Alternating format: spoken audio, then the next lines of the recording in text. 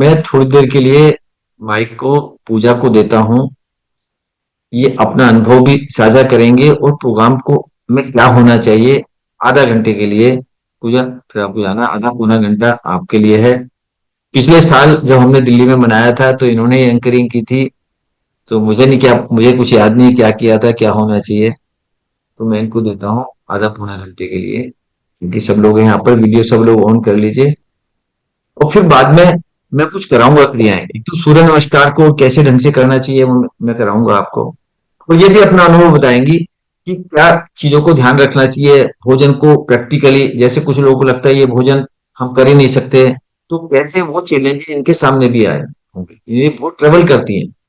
बहुत से लोगों को लगता है घर से बाहर निकल कर कैसे करेंगे, हम पार्टी में जाएंगे कैसे करेंगे, ऑफिस में जाएंगे कैसे करेंगे, वो एनर्जी कैसे रहेगी काम की। बहुत सारे मन में प्रश्न होते हैं लोगों के कि शतावश्यक डाइट को हम फॉलो कैसे करेंगे अपने जीवन में, और उन क्रियाओं को, रिचुअल्स को कैसे करेंगे। जैसे दीप ने बताया 99% रिचुअल को फॉलो कर रही है, खाने को, सब चीज को, गृहिणी है, बच्चे हैं, सब चीजें। तो पूजा गांधी को मैं इसलिए दे रहा हूं कि इनके अनुभव से आप सीखें, और कोई प्रश्न हो तो वो भी सीखे। 10 मिनट 15 मिनट प्रश्नों के लिए भी रखिए पूजा, आपके लिए मैं दे रहा हूँ। जी सर। मैं सबसे पहले एक्चुअली अपना एक्सपीरियंस शेयर करूंगी, लेकिन उसके बाद we have got lot of people here, like Barnali is there and others also, Durgesh is here. तो उनका एक्सपीरियंस जानेंगे कि उनका अब तक का जर्नी कैसा रहा, और वो जो भी अपनी प्रैक्टिसेस आज भी कैसे फॉलो कर रहे हैं वो हम शेयर करेंगे। अनफॉर्चुनेटली आई थिंक आज नेटवर्क सभी के साथ कुछ ना कुछ गेम्स खेल रहा है, सो आई एम सॉरी अगर मेरा भी नेटवर्क बीच में थोड़ा बहुत इधर उधर होगा। बट जस्ट टू मेंशन, मुझे अब सर के साथ जुड़े हुए मोर देन 2 years हो गए हैं, और I am very very happily connected with this community, and I always like to be connected with this community. Like अभी दीप वॉज मेंशनिंग राइट कि Namita, I think something changed, somebody has opened the whiteboard instead of me. Can you fix that? 1 second.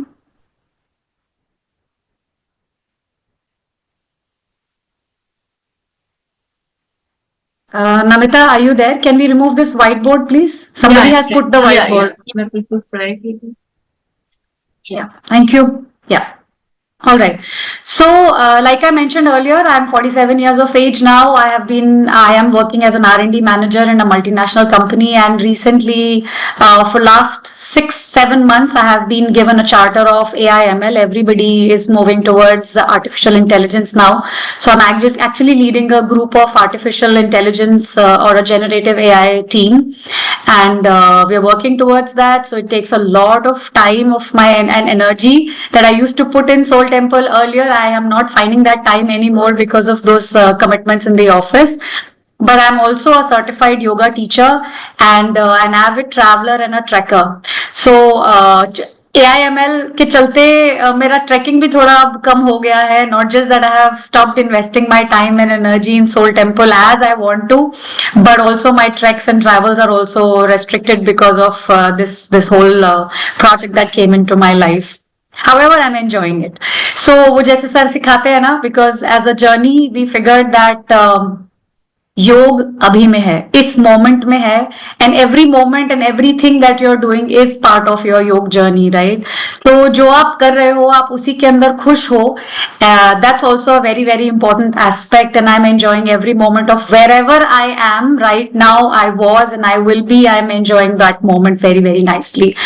तो मुझे sir की हमेशा कुछ बातें बहुत ज्यादा याद रहती हैं. Before even I go into the experience, मैं वो बातें जरूर शेयर करना चाहूंगी. एक सर के हिंदी के छोटे छोटे शब्द मुझे बहुत बहुत ज्यादा सुंदर लगते हैं.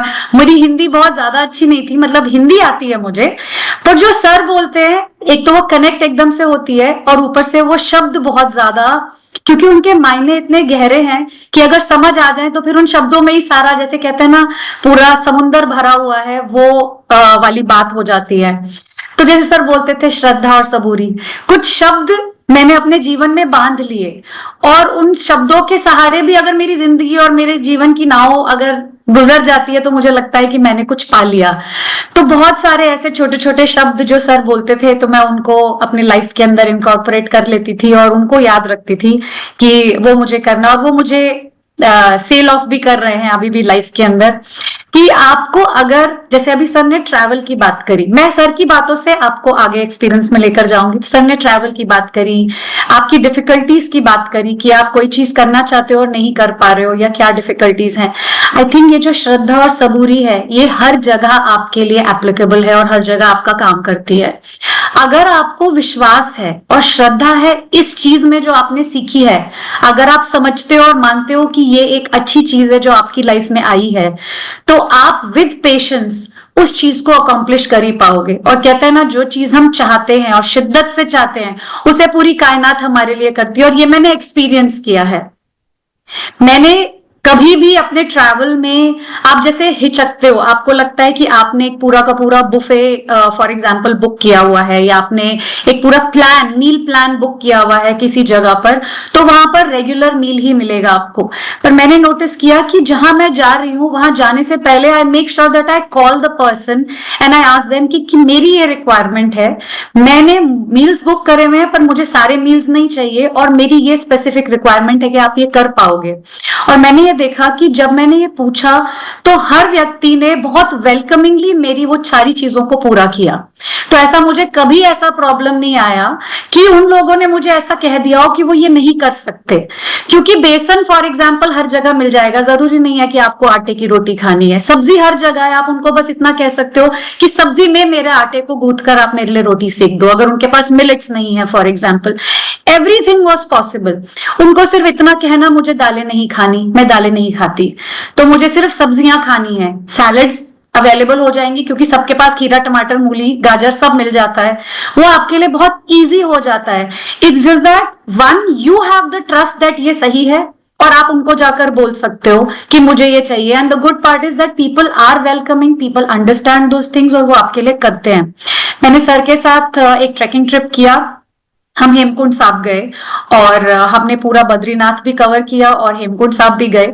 और उस पूरे हेमकुंड साहब की जर्नी में, और मैंने काम पहले भी किए हैं, बिना सर के भी किए हैं, तो जब हम पहले जाते थे, तो जब आप पहले ट्रैवल कर रहे हो, आप किसी यात्रा पर हो और आपके ट्रैक्स चल रहे हैं, आपको रास्ते में छोटे छोटे ईटिंग स्पॉट्स मिलेंगे। आप वहां पर जाओगे तो आपको क्या मैक्सिमम मिलता है? पराठे, राइट? जब भी आप ट्रैवल करोगे तो आपको मैक्सिमम मैगी, पराठे, अचार, यही दिखता है और यही समझ में आता है। राजमा चावल, छोले चावल, ऐसा कुछ है कॉम्बिनेशन। हमने सर के साथ ट्रैवल किया। अब उसी रास्ते पे आपको क्या दिख रहा है? लोग खीरे भी रखकर बैठे हैं, लोग चना रख के बैठे हैं, काले चने उबाल कर बैठे हैं, लोग गाजर, मूली सब अब आपको दिख रहा है कि वो भी था और हमेशा से होता है। आपको केवल पराठे और मैगी और वो दिख रहा होता है, पर आपकी जर्नी में आपको अब दिख भी रही है वो चीज। और हम लोगों ने वो पूरा ट्रैक जो हेमकुंड साहब के रास्ते पर किया, उस पूरे ट्रैक पर हमारा सर्वाइवल, टाइमली पहुंचते थे, अचानक से 4 ही बजे पहुंचते थे और खाने का समय होता था, और हम वहां चने, उबले हुए चने का चाट उससे बनवा लेते थे, खीरा उससे उठा लेते थे, सैलेड्स, और हम साथ में हमेशा अपना सामान लेकर जाते थे। तो ये बहुत आपके लिए इंपॉर्टेंट है कि अगर आप किसी यात्रा पर हो, जरूरी नहीं है सब आपके साथ उस यात्रा पर है, तो आपको आपने ट्रैवल कर रहे हो तो आपके बैग के अंदर आपकी चीजें होनी चाहिए जो आपके लिए सर्वाइवल एड बन सकती है। सर ने मेरे उस ट्रैक की बात करी, माउंट एवरेस्ट के ट्रैक, अपने एवरेस्ट बेस कैंप की बात करी। तो एवरेस्ट बेस कैंप के दौरान मैं 2 बातें करूंगी जो बहुत इंपॉर्टेंट थी। सबसे पहला इंपॉर्टेंट मेरे लिए था विश्वास। तो विश्वास ये था कि जब मेरी रिपोर्ट्स आई थी कुछ टाइम पहले, मतलब मेरे एवरेस्ट बेस कैंप के रिपोर्ट, उससे पहले जब मेरी ब्लड रिपोर्ट्स आई थी, तो उन रिपोर्ट्स के अंदर मेरा विटामिन D3 कम था, मेरा आयरन कम था, मेरा विटामिन B12 कम था। तो अब विश्वास की बात यह है कि अगर सब कुछ अच्छा है, और मैं कहती हूँ कि मैं विश्वास रखती हूँ कि ये सब अपने आप मेरी बॉडी हील करती है, मुझे बाहर से कोई सप्लीमेंट नहीं खाना, कोई दवाई नहीं खानी, तो ये बहुत नॉर्मल है। बट अब मैं एक ट्रैक पर जा रही हूं जहां पर, coming from an asthmatic family, एक तो हम बहुत ज्यादा हाई ऑल्टीट्यूड को टच करेंगे, और उसके बावजूद मेरी ये 3-4 चीजें बहुत कम है। तो क्या मुझे उसकी वजह से मेरे ट्रैक को इंपैक्ट होगा? क्या मुझे वापस आना पड़ेगा? क्या मैं वहां बीमार हो सकती हूँ? ये सारे आपके मन में थॉट्स आएंगे, पर मेरे मन में ऐसा कोई थॉट नहीं था। ये विश्वास था मुझे इस पूरी जर्नी के चलते कि मेरी बॉडी खुद हील हो सकती है। और इन सब चीजों के कम होने के बावजूद ना मैंने कोई सप्लीमेंट लिया, ना मैंने अपने साथ कोई ऑक्सीजन सिलेंडर लिया, ना ही मैंने अपने साथ कोई माउंटेन सिकनेस की एएमएस की कोई दवाई ली, कुछ नहीं ली मैं। कोई फर्स्ट, हम लोग जैसे अब ट्रैवल करते हैं तो यूजुअली आप लोग अपने साथ एक फर्स्ट एड किट रखते हो या एक नेसेसरी दवाइयां रखते हो, बुखार की, पेट दर्द की, उल्टी की, 2-3 दवाइयां नॉर्मल होती हैं जो हर कोई ट्रैवल करता है। मैंने उस पूरी जर्नी पे एक दवाई नहीं अपने साथ रखी ही नहीं, कुछ नहीं रखा। And I had to go. हम वहां पहुंचे और हमारे ट्रेनर जो ट्रैक लीड होते हैं उन्होंने हमें बोला आपको दिन का कम से कम 4 लीटर पानी पीना है, क्योंकि पानी ही ऑक्सीजन है ऊपर जाकर। तो 4 लीटर कम से कम पानी पीजिएगा, खाते रहिएगा, खाएंगे तो एनर्जी रहेगी, तो 3 टाइम खाना भर के खाएंगे तो एनर्जी रहेगी। मैंने कहा मैं ये नहीं कर सकती, क्योंकि मैं ये नहीं करती हूँ, ये मेरी लाइफस्टाइल ही नहीं है। तो ultimately they also had to give in कि मैंने सिर्फ एक टाइम भोजन किया। नेपाल में आपको अगेन टी हाउसेस मिलते हैं और वहां पर आपको खाने के लिए थालियां मिलती हैं, और उस थाली में दाल होती है, सब्जी होती है, बहुत सारा चावल होता है, आपकी अनलिमिटेड थाली होती है, और यही केवल एक चीज है जो फ्रेश बनती है। बाकी सारी चीजें आपकी मिलेंगी, आपको मैगी मिलेगी, सब कुछ मिलेगा, लेकिन वो सब मैदा है। तो जब हम वहां पहुंचे तो मैंने ढूंढा, जैसे सर बोलते हैं ना, आप ढूंढो, आप पूरा बुफे चेकआउट करो, फिर देखो मेरे काम की चीज क्या है। तो वहां मुझे समझ में आ गया, being a high altitude place, यहाँ पे फल नहीं है। तो फल नहीं है, जूस नहीं है, तो अब क्या मेरे लिए ऑल्टरनेटिव्स बचते हैं? मेरे लिए सूप ऑल्टरनेटिव बचता है, और मेरे लिए खाना, जो मैं खाने में क्या खाऊंगी। तो जब मैंने वो ढूंढा तो मैंने उनकी थाली में देख लिया कि वो आपको साग देते हैं, ग्रीन साग बॉईल करके, वो एक अवेलेबिलिटी थी। चावल थे और साथ ही में उनके पास सब्जी थी जो बहुत अच्छी बनाते थे, मिक्स्ड वेजिटेबल बहुत सारी, पानी में वो सूप की तरह उसको बनाते थे। मैं कहा मुझे मिल गया, मुझे एक टाइम मील खाना है, उस एक टाइम के मील में चावल भी मुझे, वो बहुत सारा चावल देते हैं, मुझे बहुत सारा चावल नहीं चाहिए, मुझे इतनी सी क्वांटिटी में आप चावल दे दीजिए और सब्जी दे दीजिएगा, मुझे दाल नहीं चाहिए, और साग दे दीजिएगा साथ में। हो गया, मेरे ग्रीन्स पूरे हो गए, मेरा कार्बोहाइड्रेट्स भी आप जिसको कहते हैं पूरा हो गया, और साथ में मेरे को सब्जी मिल गई, मेरा खाना हो गया। एक मील, और दोपहर के टाइम में मेरे को सिर्फ, रात के टाइम में शाम को 5-7 बजे के आसपास सूप पी लेना, मेरा मील हो गया।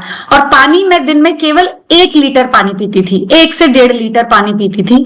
और मुझे सबसे ज्यादा, मुझे 5 से 6 साल हो गए हैं ट्रैक करते हुए, मैंने बहुत सारे ट्रैक किए हैं, पर एवरेस्ट बेस कैंप एक अकेला ऐसा ट्रैक था जिस ट्रैक पे मैंने पूरी शतावशक के प्रिंसिपल्स फॉलो किए थे, और उस ट्रैक पर ना मुझे कोई पेन था, ना मुझे कभी 1 सेकंड की भी प्रॉब्लम हुई, ना मुझे अपने स्टूल्स पास करने में कोई प्रॉब्लम हुई, जो कि हाई ऑल्टीट्यूड में हमेशा होती है कि आप कॉन्स्टिपेटेड हो जाते हो। Nothing like that. Every single day मेरा स्टमक क्लियरेंस हुआ, every single day everything happened.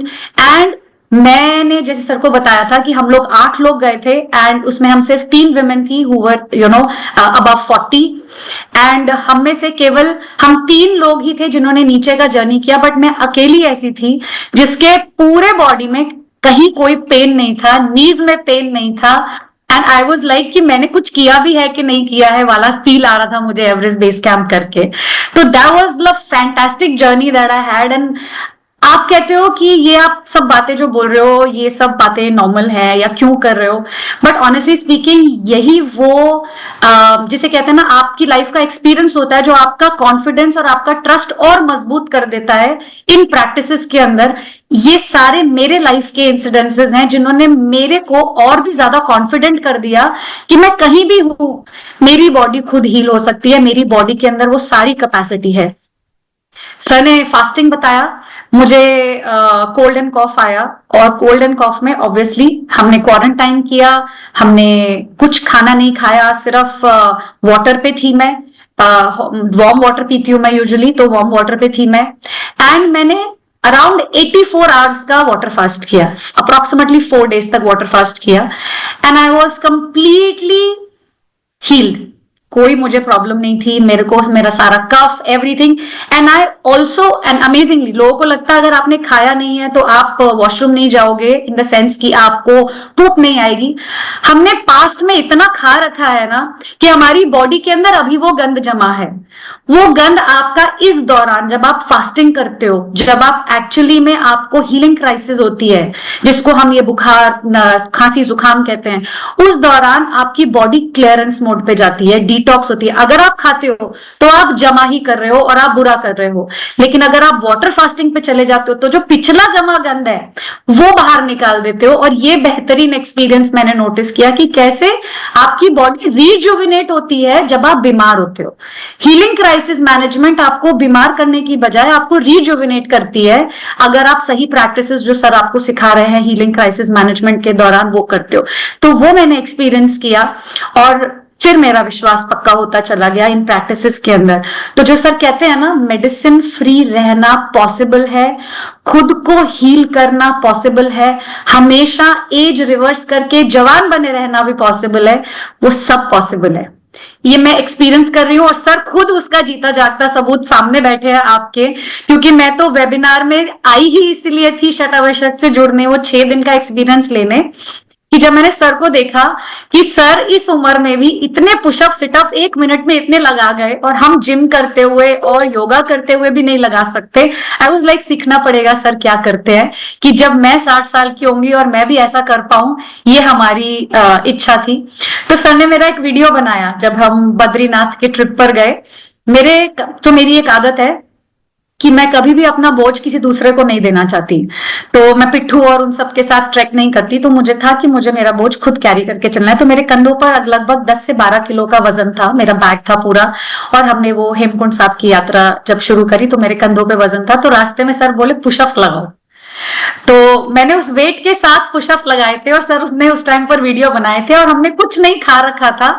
उसके बाद मैंने वो पुशअप्स लगाए थे। तो ये आपको ये भी दिखाता है कि ऐसा नहीं है कि खाने से एनर्जी आ रही है और खाने से ही आपकी शक्ति डेवलप हो रही है। सर कहते हैं ना, अपनी बॉडी को प्यार तो करो। सर कहते हैं अपने आप को एक्नॉलेज तो करो। जो सर कहते हैं ना, रोज सुबह उठ के पुशअप सिटअप्स लगाकर देखना ही है, वो बस इतना ही है कि आपने अपनी बॉडी को एक्नॉलेज करना है कि मैं तुम पर ध्यान देता हूं या ध्यान देती हूं। और जब आप ध्यान देते हो तो सिर्फ प्यार से, कुछ खाने से नहीं, किसी प्रोटीन से नहीं, किसी कार्बोहाइड्रेट से नहीं आपकी शक्ति बढ़ती है। केवल आप ध्यान देते हो अपनी बॉडी को, बॉडी खुद ही वो शक्ति भी बनाती है और आपको केपेबल भी बनाती है कि आप वो पुशअप सिटअप सब कर पाते हो। सर कहते हैं ना तो कि आपने आज फास्टिंग रखना है फुल डे का, अगले दिन सूर्य नमस्कार के नंबर्स बढ़ गए।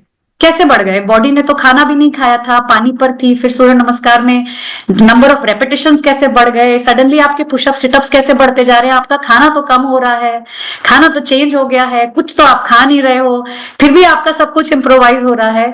तो ये सारी चीजें आपकी बॉडी के एक्नॉलेजमेंट और सेल्फ लव से आ रही हैं। और इसीलिए मुझे सर का प्रोग्राम हमेशा से ही बहुत ज्यादा साइंटिफिक और बहुत मेथोडिकल लगा कि सर ने दुनिया, आपको लगता है कई लोग बोले अरे अगर आप सिर्फ फ्रूट और सैलेड ही खिलाओगे तो किसी का भी वजन गिर जाएगा, तो गिरा के दिखाओ, 6 दिन में गिरा के दिखाओ। नहीं गिरा सकते। आप किसी भी न्यूट्रिशनिस्ट के पास चले जाओ, डाइटिशियन के पास चले जाओ, वो आपको अगर केवल फ्रूट्स और वेजिटेबल्स पे भी रख देंगे या केवल जूस डाइट पर भी रख देंगे तो भी 6 दिन के अंदर जो आप अकॉम्प्लिश कर पाते हो इस प्रोग्राम के अंदर वो आप नहीं कर पाओगे। क्योंकि यहाँ पर खेल ही कुछ और चल रहा है। यहाँ पे आप इतने सारे चीजों से, भक्तामर से आप इंट्रोड्यूस होते हो, सूर्य नमस्कार के साथ आपको पता ही नहीं मैजिक आप पर काम कर रहा है कि आप पर खाना का कम करना काम कर रहा है। वो जब आप इसमें डीप घुसते हो और जब आप पूरी साइंस को सर के साथ समझने की कोशिश करते हो, हीलर जर्नी के दौरान उनके सारे छोटे छोटे पैकेजेस जो सर ने बनाए वो सीखते हो, उनके अंदर डीप डाइव लेते हो, तब आपको समझ में आता है ओह, it was not just the food, it was not just सूर्य नमस्कार, it was not just breath पे ध्यान दे, बहुत कुछ है छोटा छोटा मैंने जो किया, जिसने अचानक से, सर ने बोला ना 6 दिन में किसी का गॉल ब्लैडर का स्टोन गायब हो गया, क्या केवल खाना छोड़ देने से गायब हो गया? नहीं हुआ, 6 महीने लगे भैया। तो सर मतलब मैं कह रही हूं कि 6 महीने में भी अगर आपका स्टोन भी गायब हो रहा है, it is not just food that is making a play, right, it's not just food. और ये अप्रिसिएशन अगर आपके अंदर आ जाता है कि आपकी बॉडी कितनी मैजिकल है और कैसे छोटे छोटे राइट स्टेप्स लेने से वो बॉडी आपके साथ अलाइंड हो जाती है, वो अलाइनमेंट, जैसे अभी हिमांगी ने थोड़ी देर पहले बोला कि जिस मैं बस मेरी बॉडी से बात करने लग जाऊं, मुझे भूख लगी है मुझे पता चल जाए मुझे भूख लगी है, मुझे प्यास लगी है मुझे पता चल जाए मुझे प्यास ही लगी है, और ऑल्टरनेट नहीं हो रहा है, ये is a very different science all together. And I think अगर हम सिर्फ उस अलाइनमेंट में ही अगर आ जाते हैं, और एक अगर कोई चीज है जो हमें उस अलाइनमेंट में ले आती है, nothing like it, I think you have achieved योग, राइट? आपको योग का एहसास हो जाएगा। मैंने योगा टीटीसी किया और मैंने योगा टीटीसी में वो सारी बातें सीखी, अष्टांग योग सीखा, पतंजलि के 8 योग सूत्र सीखे, और मुझे लगा मुझे सब समझ में आ गया।